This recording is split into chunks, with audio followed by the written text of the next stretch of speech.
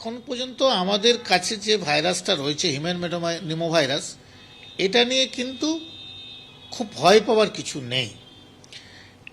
এর থেকেও তো কিছু বাচ্চা খুব খারাপ অবস্থায় যাচ্ছে, যেমন আপনি বললেন ব্যাঙ্গালোরের বাচ্চাটা খুব খারাপ হয়েছে, আহমেদাবাদের বাচ্চা একটা রকম খারাপ হয়েছে, তাহলে কিছু বাচ্চা তো খারাপ অবস্থায় যাচ্ছে।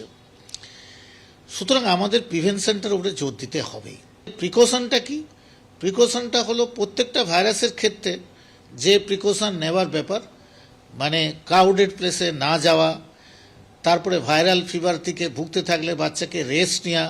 যেসব বড় বাচ্চারা মাস্ক পরতে পারে তাদেরকে মাস্ক ইউজ করুন, যারা মাস্ক পরতে পারে না তাদের একটু সোশ্যাল ডিস্টেন্স মেনটেন করা, বারবার হাত ধোয়া, বড়দের থেকে ছোটদের, ছোটদের থেকে বড়দের হতে পারে।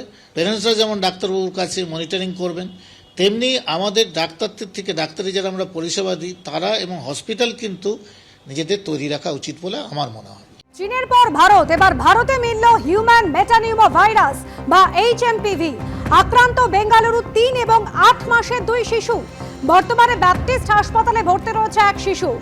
ভারতে এটি প্রথম HMPV সংক্রমণ, কিন্তু এখানেই শেষ নয়। সংক্রমণ ছড়িয়েছে পশ্চিম ভারতের আহমেদাবাদেও, সেখানেও আক্রান্ত হয়েছে 2 মাসের এক শিশু। 2025 সাল অর্থাৎ এই সালের গোড়া থেকেই কিন্তু চীনে আতঙ্ক ছড়িয়েছে হিউম্যান মেটানিউমো ভাইরাস। ভাইরাস নিয়ে চিকিৎসকরা বলছেন যে এর উপসর্গ আর 5টা সাধারণ মরশুমি রোগের মতোই। নাক দিয়ে জল পড়া, বুকে কফ জমা, শ্বাসকষ্ট, গলা ব্যথা, এই ধরনের একাধিক উপসর্গ রয়েছে। মূলত শিশু এবং প্রবীণ ব্যক্তিরাই এই ভাইরাসে সংক্রমিত হওয়ার সম্ভাবনা বেশি রয়েছে।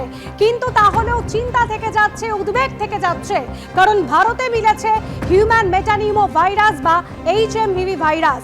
বেঙ্গালুরুর 2 জন শিশু এবং আহমেদাবাদের 1 জন শিশু আক্রান্ত হয়েছে এই ভাইরাসে।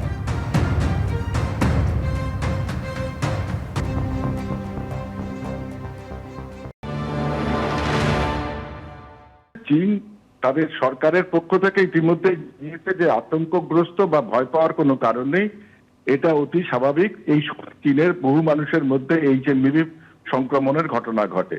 আমাদের দেশের জনস্বাস্থ্য ব্যবস্থা তৈরি আছে, PCR এর প্যানেল তৈরি হয়ে গেলে আরো বিস্তৃতভাবে এই পরীক্ষা নিরীক্ষার সুযোগ সম্প্রসারিত হবে।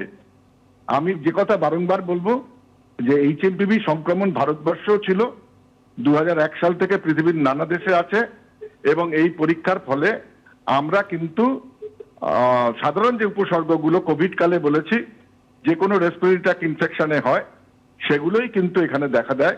সর্দি, কাশি, জ্বর, বিশেষ করে কম বয়সী ছেলে মেয়ে এবং বয়স্ক প্রবীণ নাগরিকদের মধ্যে এর সংক্রমণের ঘটনা ঘটে। পরিষ্কার পরিচ্ছন্নতা এবং মাস্কের ব্যবহার জনবহুল এলাকায় এড়িয়ে চলাটাই একমাত্র হাতিয়ার এই সময়কার। কেন্দ্রীয় স্বাস্থ্য মন্ত্রক ইতিমধ্যে জানাচ্ছে যে আতঙ্কিত হওয়ার কিছু নেই, উদ্বিগ্ন হওয়ার কিছু নেই। কিন্তু যেহেতু বেঙ্গালুরু এবং আহমেদাবাদে ইতিমধ্যেই 3টি শিশু আক্রান্ত হয়েছে, উদ্বেগ কিন্তু থেকেই যাচ্ছে। সতর্ক হতে বলছেন চিকিৎসকরা। ভারতে প্রথম HMPV সংক্রমণ এবং যে কারণে উদ্বিগ্ন রয়েছেন সাধারণ মানুষ।